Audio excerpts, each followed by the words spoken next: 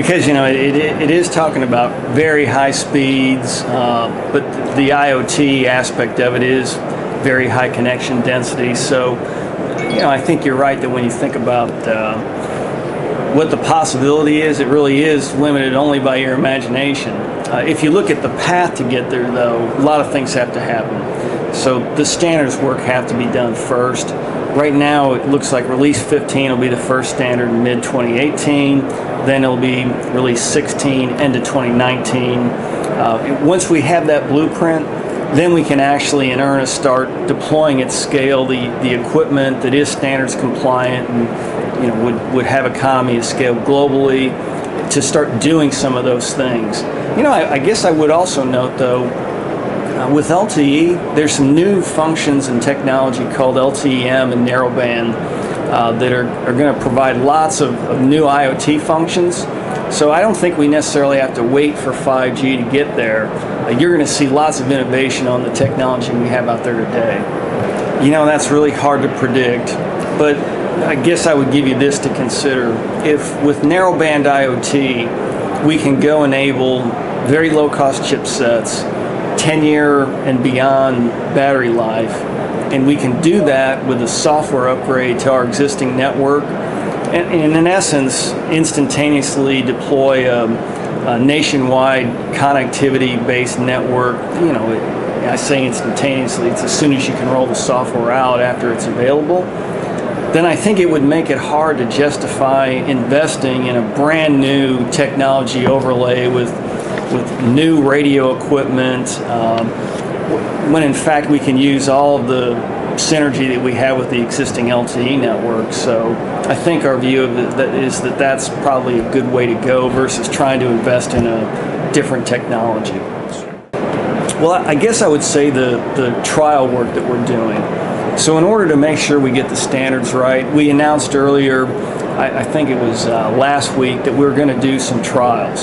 So we're going to start looking at centimeter and millimeter wave spectrum, what the channel performance is like, how you would optimize it in real-world RF conditions, what are some of the handoff criteria, and we can use all of those learnings to plow into the standards work. So that's probably the next benchmark is real-life trials, and then the application of those trials and the learnings from those into the standards. Actually, you're going to see that. In general, LTE-Advanced Pro is defined as the features that are coming in Release 13, Release 14, and beyond. Release 13 is baked. In fact, narrowband LTE and Category M, those are going to be part of Release 13. They're a little bit behind what's going to be finished now, but by the summer those should be all done.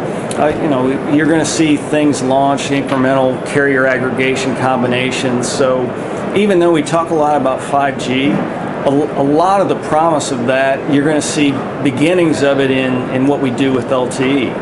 And frankly, a lot of the use cases that you're hearing about in 5G can be served by LTE. So I don't think it's going to be a really jagged jump. It might be when it comes to these gigabit speeds, but you're going to see lots of evolution and performance improvement on the way. Well, core is not sexy, it's the RF that's sexy.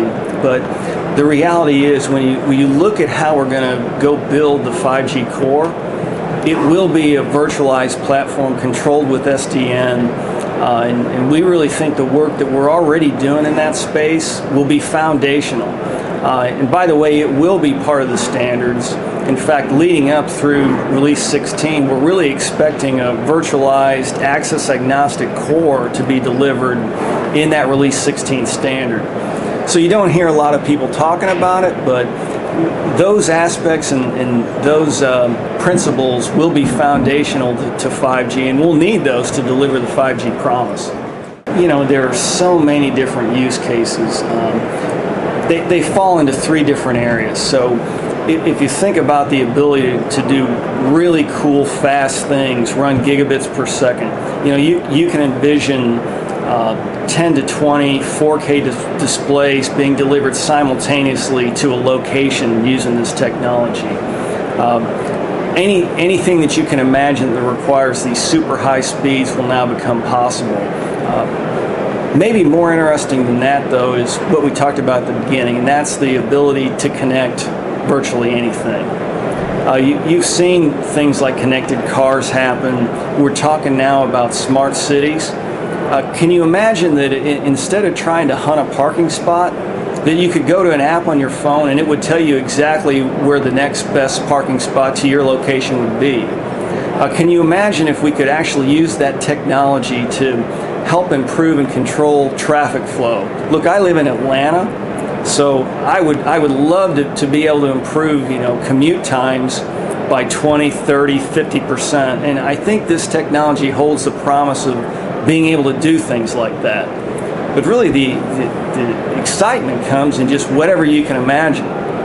People talk about virtual reality and being able to enable that. I mean, that's not necessarily my thing, but I'm not a millennial, and doing real-time gaming is not necessarily something I would be interested in, but you're going to see a lot of folks that fall in love with that. I don't see a lot of potential hazards, but I will tell you this is not simple work. When you think about using millimeter wave spectrum and running gigabits per second in a live customer environment, in spectrum that's got big channels that very much bounces off walls and bounces off people walking, there's a lot of technical work to go do to make that happen. It's not a slam dunk. I have no doubt that we will achieve it, but lots of research. That's why the trials are so important to start getting some of those learnings. It's also important that the industry doesn't fragment, that we actually come together and form this standard and agree on it, because without this blueprint and the creation of really a global ecosystem, we won't get the benefits of the technology. Now, I do believe that'll happen, but it's much easier said than done. Part of the incremental steps come around chipset development. So we're going to have to go have chipsets that contain the spectrum, the centimeter and millimeter wave spectrum. So those are fundamental to being able to develop both the infrastructure and the devices. And in order to get the right power control and the right cost structures, we need those to really be ASICs instead of FPGAs. So chipset work comes first, or I guess I could say it comes first and in parallel with the work to develop this equipment. And it may seem slow, but I'll tell you, there's a lot of work going on by our partners and ourselves to go get this right. And in fact, that's why you see the trial announcements now, because that equipment is now available. The chipsets that we can use are available. So given that, now you'll see lots of this ramp up and go faster. Where are you on the beamforming and steering around millimeter wave? That will be part of the trial. So when one of the advantages of this very high frequency spectrum is that the antenna elements can now be very small.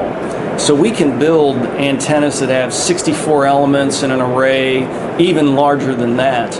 And those are very conducive to technologies like beamforming, beam steering, beam sharing. So part of the work we do with these trials will be to see how those work with the technology.